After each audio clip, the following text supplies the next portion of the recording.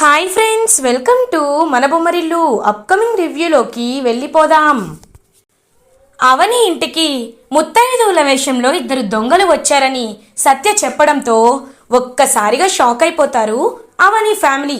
వెంటనే సుజాత తనకి అనుమానం ఉన్న ఇద్దరు ముత్తైదువుల దగ్గరికి వెళ్ళి, ఏయ్ చెప్పండి, మీరే కదా దొంగలు, మిమ్మల్ని అని చెప్పి ఇద్దరి చెంపలు పగలగొడుతూ నిజం చెప్పండి అని గట్టిగా అడిగేసరికి, చెప్పేస్తామమ్మా చెప్పేస్తాం, నిజమే, ముక్కు పుడక దొంగతనం చేయడానికి వచ్చింది మేమేనమ్మా అని అంటారు. ఒక్కసారిగా వేదవతి ఫ్యామిలీ అందరు షాక్ అయిపోతారు. నిహారిక నీళ్లు నములుతూ ఉంటుంది. అప్పుడే కరెక్ట్గా అవని, ఇంతకీ ఇది మీ ఆలోచనేనా లేకపోతే మీ వెనకుండి ఎవరైనా జరిపిస్తున్నారా అని అడుగుతుంది. అవని అంటే అమ్మ అది అది అని నీళ్ళు అవుతుంటే, ఏయ్ ఇంటి బయట గొడ్డలుంది చెప్పకపోతే అని అంటుంది సుజాత. అమ్మ అంటే ముక్కు పుడక చాలా విలువైనదని, ఆ ముక్కు పుడక్కి చాలా శక్తులున్నాయని, అది ఉన్నవాళ్ళు కోటీశ్వర్లు అవుతారని ఎవరో గుళ్ళో చెప్తుంటే విన్నామమ్మా. అందుకే వేదవతి గారింట్లో అయితే దొంగతనం కష్టమని అవని గారింటికి అమ్మవారు ముక్కు పుడక వచ్చారని ఆ ముక్కు పుడకని దొంగలించి డబ్బులు సంపాదిద్దాం అనుకున్నామమ్మా, అంతే తప్ప మాకే పాపం తెలీదమ్మా అని చెప్పి ఇద్దరు ఇంకా అవని వాళ్ళ కాళ్ళపై పడతారు. పొండి అని గట్టిగా అనేసరికి ఆ ముత్తైదువులు ఇద్దరు అక్కడి నుండి వెళ్ళిపోతారు. కృష్ణబాబు నిహారికతో, బంగారం తప్పించుకున్నావు, జస్ట్ మిస్సు, లేకపోతే అని అంటారు. నువ్వు ఊరుకో కృష్ణ అని అంటుంది నిహారిక. ఇంకలా ఇద్దరు ముత్తైదువులు వెళ్ళిపోతారు. ఇంకా అమ్మవారిని ఇస్తే నేను బయలుదేరుతాను అని అంటుంది వేదవతి. ఏంటి వేదవతి గారు, అమ్మవారిని వదిలేసి వెళ్ళిపోయినప్పటి అహంకారం ఇప్పుడు మీ దగ్గర కనిపించట్లేదా? వాయనాలు ఇవ్వాలి, ముత్తైదువులు ఉండాలి. 9 మందిలో ఇప్పుడు 2 వెళ్ళిపోయారు, 7 ఉన్నారు, ఇంకొక 2 కావాలి అని అంటుంది. అంటే ఇప్పుడు వాయనం ఇచ్చేంత వరకు అమ్మవారిని ఇవ్వరా అని అడుగుతారు. ఇవ్వలేం అని అంటుంది. ఎలా ఇప్పుడు అని చెప్పి వేదవతి వాళ్ళు ఆలోచిస్తుంటే కరెక్ట్గా అప్పుడే అన్నపూర్ణాదేవి మానవ రూపంలో అడుగు పెడతారు అవని వాళ్ళ ఇంట్లో. అనుకోని అతిథిగా ఎప్పట్లాగే ఎర్ర చీర కట్టుకొని చేతి నిండా గాజులు వేసుకొని అన్నపూర్ణాదేవి ఉట్టి పడినట్టు ఇంకా కళతో అలా ఇంకా నడుచుకుంటూ వస్తారు. పెద్ద ఆవిడ అనమాట, ఒక 50 years అలా ఎబో పెద్దావిడ రూపంలో ఇంకలా అన్నపూర్ణాదేవి ఇంటికి వస్తారు. ఒక్కసారిగా అన్నపూర్ణాదేవిని చూసి అలా ఇంకా మైమరిచిపోతుంది అవని. అలా ఇంకా అవని తన దగ్గరికి వెళ్ళి, అమ్మ మీరు అని అడుగుతారు. నా పేరు అన్నపూర్ణ అని చెప్తారు. అమ్మ సమయానికి వచ్చారు, మీరు మా ఇంటి వాయినం తీసుకోవాలి అని అంటుంది.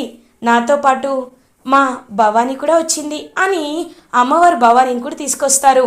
అమ్మవారు భవానీ కూడా వచ్చారా, మీరు మాకు తెలుసు అని చెప్పి ఇంకా హ్యాపీగా అవని వాళ్ళిద్దరికీ వాయినాలు ఇచ్చి ఆశీర్వాదం తీసుకుంటుంది. ఇంకా దీర్ఘ సుమంగళి భవ అని చెప్పి అన్నపూర్ణాదేవి ఆశీర్వదిస్తుంది అవనిని.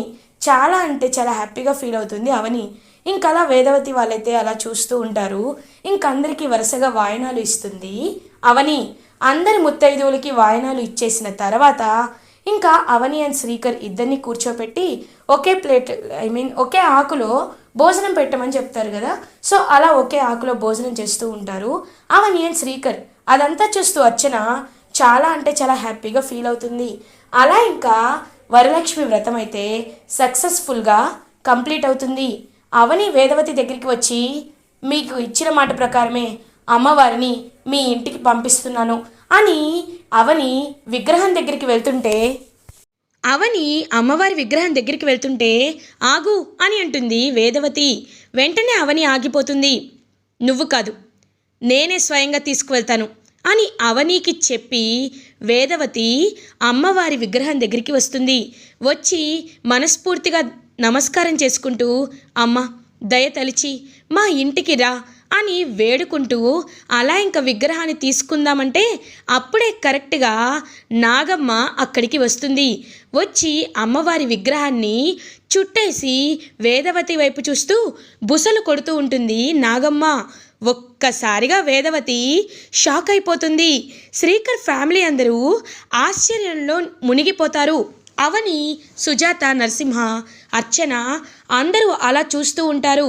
ఇంకా వేదవతి ముట్టుకుందామనే ప్రతిసారి నాగమ్మ బుసలు కొడుతూనే ఉంటుంది.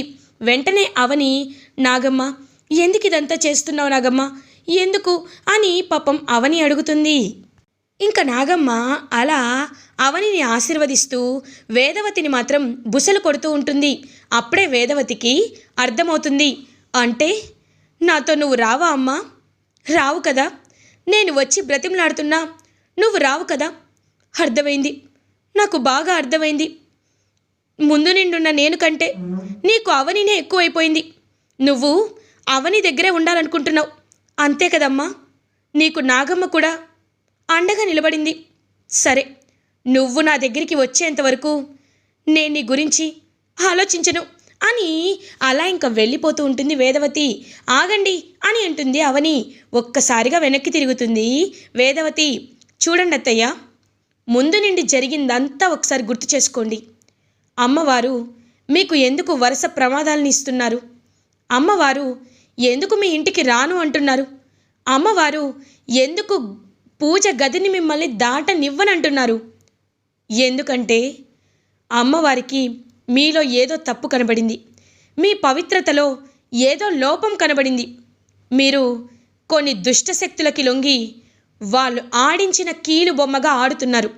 అందుకే అమ్మవారు మిమ్మల్ని కరుణించటం లేదు.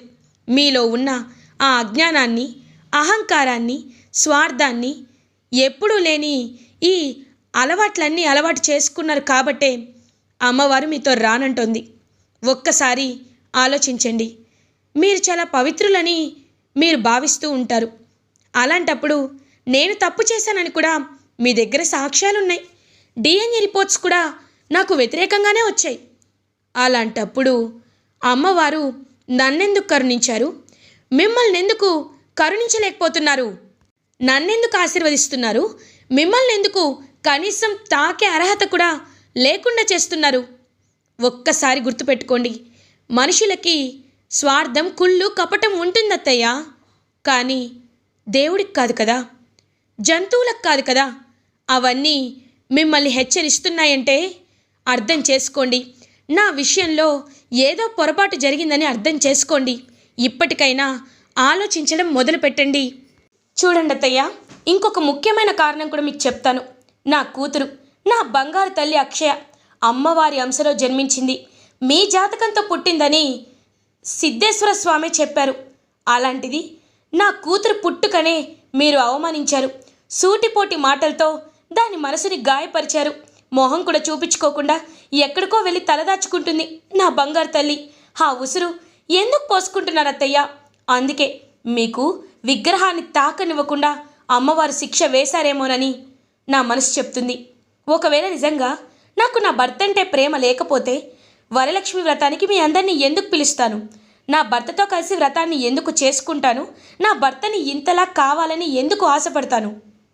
ఆ విషయం ఆలోచించండి. నా తప్పు లేదని మీకే అర్థమవుతుంది. వెళ్ళిరండి అని అంటుంది అవని. ఇంకా తల దించుకొని అక్కడి నుండి వెళ్ళిపోతుంది వేదవతి. ఇంకా అలా వేదవతి వాళ్ళ ఇంటికి రీచ్ అయ్యాక, ఛా ఇదేంటి అత్తయ్య, అనుకున్నది ఒకటి అయిందొకటి. ఏదో విగ్రహాన్ని తెచ్చుకుందాం అనుకుంటే ఇలా జరిగిందేంటి అని అంటుంది నిహారిక. నేను అదే ఆలోచిస్తున్నాను. ఆ అమ్మకి ఎలా కరుణించాలో, తన కరుణ ఎలా పొందాలో అర్థం కావట్లేదు. ఖచ్చితంగా సిద్ధేశ్వర స్వామిని కలవాల్సిందే. ఆయన రేపో ఎల్లుండో తీర్థయాత్రలు ముగించుకొని హిమాలయ పర్యటన తర్వాత వస్తారని కబురు వచ్చింది.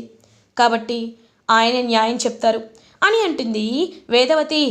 సరే వెళ్ళి నిద్రపోదామని చెప్పి ఇంకా నైట్ అయిపోయేసరికి అందరూ నిద్రపోతూ ఉంటారు. అప్పుడే నిహారికకి ఇంకా పెద్ద 5 తలల శేషనాగు కల్లోకి వస్తుంది. ఒక్కసారిగా ఆ నాగుని చూసి షాక్ అయిపోతుంది నిహారిక. ఇంకా నాగు నిహారిక వెంట పడి ఇంకా వెంటనే తన కోర్లతో గట్టిగా నిహారిక పక్కన ఉన్న కృష్ణబాబుని చంపేస్తుంది. ఇంకా కృష్ణబాబుకైతే బ్లడ్ వామిటింగ్స్ అయ్యి అక్కడికక్కడే ప్రాణాలు కోల్పోతాడు. కృష్ణ కృష్ణ అని ఏడుస్తూ ఉంటుంది నిహారిక. వెంటనే నాగమ్మ నిహారిక దగ్గరికి వచ్చి, చూడు పాపాత్మురాల, అవని లాంటి పరమ పవిత్రమైన అమ్మాయిని నువ్వు క్షోభ పెట్టావు. తనపై నింద వేసి నువ్వు తనని ఈ ఇంటి నుండి వెళ్ళిపోయేలా చేసి అక్షయ లాంటి మహర్జాతకురాలు పుట్టుకనే అవమానించేలా చేశావు. కాబట్టి నిజం నీ నోటితో ఒప్పుకో. నువ్వు చేసిన పాపాలు అవని విషయంలో జరిగినవన్నీ నీ అత్తయ్య ముందు ఒప్పుకో, లేకపోతే నీ భర్తకి జరిగేది ఇదే అని నాగమ్మ గట్టిగా చెప్తుంది నిహారికకి. ఒక్కసారిగా వద్దు అని పైకి లేస్తుంది నిహారిక. పక్కకు చూసేసరికి అక్కడ కృష్ణబాబు నిద్రపోతూ ఉంటాడు. కృష్ణ కృష్ణ నీకేం కాలేదు కదా అని అడుగుతుంది నిహారిక. బంగారం ఏమైంది? నాకేం కాలేదు అని అంటాడు. ఏమైంది? పీడకలు వచ్చిందా అని అడుగుతారు. అవును కృష్ణ, పెద్ద శేషనాగు నా వెంట పడింది, నిన్ను చంపేసింది. తర్వాత అవని విషయంలో మనం స్లిప్ మార్చాం కదా, అదే ఆ రోజు శ్రీకర్ బదులు సత్య సంతకం పెట్టాడు కదా, ఆ విషయంలో మనం చేసిన పాపాన్ని అత్తయ్య ముందు ఒప్పుకోమని బెదిరించింది, లేకపోతే నీ ప్రాణాలు పోతాయని నాగమ్మ హెచ్చరించింది అని అంటుంది నిహారిక. ఒక్కసారిగా షాక్ అయిపోతాడు కృష్ణబాబు. బంగారం ఏం మాట్లాడుతున్నావు నువ్వు? అంటే నేను పైకి పోతానా? చూడు బంగారం, బ్రతికుంటే ఏదైనా సాధించవచ్చు, దొంగతనాలు చేసైనా హ్యాపీగా తిని బతకచ్చు, కానీ ప్రాణాలు పోతే మనం ఏమి చేయలేం కదా. అసలే ఈ ఇంట్లో అమ్మవారి విగ్రహం లేదని ఇల్లంతా ఒకటే బాధతో ఉంది. ఇప్పుడు నా ప్రాణాలు కూడా పోతే నేను తట్టుకోలేను, నీ మొహం చూడలేను. కాబట్టి అమ్మతో వెళ్ళి నిజాలు ఒప్పేసుకుందాం బంగారం, ఒప్పేసుకుందాం అని అంటాడు కృష్ణబాబు. సరే కృష్ణ, రేపే వెళ్ళి ఒప్పుకుందామని చెప్పి ఇంకలా నిహారిక కృష్ణబాబు ఫిక్స్ అవుతారు. ఇది ఇలా ఉండగా మార్నింగ్ అవుతుంది. వేదవతి ఆలోచనలో పడుతుంది. అవని చెప్పిన మాటల్ని గుర్తు చేసుకుంటూ ఉంటుంది. అత్తయ్య, మీతో కొంచెం మాట్లాడాలి అని అంటుంది నిహారిక. నిహారిక, ఏమైందమ్మా? ఏంటి మొహం అంతా పీక్కుపోయింది? రాత్రి నిద్రపోలేదా అని అడుగుతారు వేదవతి. లేదత్తయ్యా, ఒక విషయాన్ని మీ ముందు ఒప్పుకోవాలత్తయ్యా. నిజం చెప్పాలంటే మేము తప్పు చేశామత్తయ్యా అని అంటుంది నిహారిక. ఏమైందమ్మా అని అడుగుతుంది వేదవతి. ఇంకా జరిగిందంతా చెప్తుంది నిహారిక. ఆ రోజు అక్షయకి యాక్సిడెంట్ అయితే సత్యనే తీసుకువెళ్తాని జాయిన్ చేశాడు కదా, అప్పుడు సత్య అనుకోకుండా సైన్ చేశాడు. ఫాదర్ ప్లేస్లో సైన్ చేయలేదు. నేనే నర్సుతో మాట్లాడి అవి అలా జరిగేలా చేశాను. ఎలా అయినా అవనిపై నింద వేసి బయటికి పంపించాలనే ఇదంతా చేశానత్తయ్య అని నిజాన్ని ఒప్పేసుకుంటుంది నిహారిక. ఒక్కసారిగా వేదవతి షాక్ అయిపోతుంది. ఏం మాట్లాడుతున్నావు నువ్వు అని అంటుంది. అవునమ్మా, తను చెప్పింది నిజమే అని అంటాడు కృష్ణబాబు. ఒక్కసారిగా నిహారిక చెంపపై కొడుతుంది వేదవతి. ఎంత పాపం చేశావో తెలుసా, ఎంత ఘోరం చేశావో తెలుసా అని అంటుంది వేదవతి. అత్తయ్య, నన్ను క్షమించండి, కావాలంటే మీ కాళ్ళు పట్టుకుంటాను. అవని అంటే మీకు నాకు పడదు కదా, అందుకే తనపై ఇలాంటి నిందైనా వేస్తే బయటికి పోతుందని ఇలా చేశాను అత్తయ్య. కానీ డిఎన్ఏ రిపోర్ట్స్ మాత్రం నేను దేవుడు సత్యంగా చెప్తున్నాను, డిఎన్ఏ రిపోర్ట్స్లో మా హ్యాండ్ లేదు, మా ఇన్వాల్వ్మెంట్ లేదు. కానీ ఆ రోజు సత్య సిగ్నేచర్ దగ్గర మాత్రమే నేను తప్పు చేశాను అని తన తప్పుని ఒప్పుకుంటుంది నిహారిక. అంటే అవని విషయంలో ఇంత ఘోరమైన తప్పు చేస్తావా? సరే, డిఎన్ఏ రిపోర్ట్ల విషయం పక్కన పెట్టినా అవని ఆ సత్యతో ఎలాంటి సంబంధం లేదని ఇప్పుడు అర్థమవుతుంది. కానీ ఒకటి మాత్రం నిజం, డిఎన్ఏ టెస్ట్ మళ్ళీ చేయించాలని నేను అనుకుంటున్నాను. కానీ ఇప్పుడు మన దగ్గర అక్షయ లేదు కదా అని అంటారు. పాత శాంపిల్స్ ఉంటాయి కదమ్మా, అయితే డిఎన్ఏ రిపోర్ట్స్ ఎవరో మార్చుంటారు అని అంటాడు కృష్ణబాబు. తెలుసుకుంటాను, ఖచ్చితంగా తెలుసుకుంటాను అని వేదవతి బయలుదేరుతుంది. ఇది ఇలా ఉండగా అవని ఆఫీస్కి వెళ్తుంది. అవని ఇచ్చిన ఐడియా సక్సెస్ అవ్వడంతో ఇంకా ఆఫీస్లో అందరూ అవనికి అప్రిషియేట్ చేస్తూ ఉంటారు. సో తన ఐడియా వల్ల టర్న్ ఓవర్ అనేది డబల్ అవ్వడంతో చాలా హ్యాపీగా సీఈఓ వచ్చి అవనిని మీట్ అవుతారు. నిజంగా నేను చూస్తుంటే నాకు చాలా ప్రౌడ్గా ఉందమ్మా. ఎందుకంటే మన సేల్స్ అనేవి చాలా నార్మల్గా ఉండేవి, కాంపిటీటర్స్ కంటే చాలా తక్కువకి అమ్మిన సేల్స్ ఉండేవి కాదు. బట్ నీ ఐడియాతో సేల్స్ డ్రాస్టికల్లీ ఇంక్రీజ్ అయ్యాయి. It's sudden boom for us. So నువ్వు ఏమనుకున్నా నేను నీకు మాటిస్తున్నాను. చెప్పు, నీకు ఎంత శాలరీ కావాలి, ఎంత ఇంక్రిమెంట్ కావాలి అని అడుగుతారు. సార్, నాకు ఇంక్రిమెంట్ అక్కర్లేదు సార్, కానీ మా హస్బెండ్ ఒక చిన్న కేసులో ఇరుక్కున్నారు. ఒకరిది ఫేక్ కంపెనీ, దాని ప్రాజెక్ట్ని లీడ్ చేస్తూ మా ఆయన చూసుకోకుండా ప్రాజెక్ట్కి 100 crores ట్రాన్సాక్షన్ని ఓకే చేశారు. ఆ తర్వాత ఫేక్ కంపెనీ అని తేలింది. ఇప్పుడు ఆయన్ని ఆ ఆఫీస్లో 100 crores పెనాల్టీ పే చేయమంటున్నారు. కాబట్టి ఆ విషయంలో మీరు నాకు హెల్ప్ చేయాలి సార్ అని అంటారు. వై నాట్, మనకి చాలా ఇన్ఫ్లుయెన్స్ ఉంది. సో ఆ కంపెనీ నేమ్ చెప్పు, ఖచ్చితంగా వాళ్ళ దగ్గర నుండి అమౌంట్ రికవరీ అయ్యేలా నేను చూస్తాను. నువ్వు నీ హస్బెండే వెళ్ళి కలెక్ట్ చేసుకోండి అని గట్టిగా చెప్తారు సీఈఓ. హ్యాపీగా ఫీల్ అవుతుంది అవని.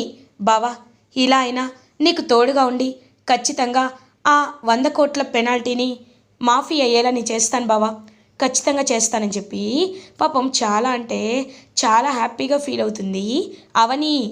ఇలా ఎపిసోడ్ ఎండ్ అవుతుంది. ఫర్దర్ ఎపిసోడ్ రివ్యూస్ ముందుగా మీకు కావాలి అనుకుంటే మా ఛానల్ని సబ్స్క్రైబ్ చేసుకోండి. Thanks for watching.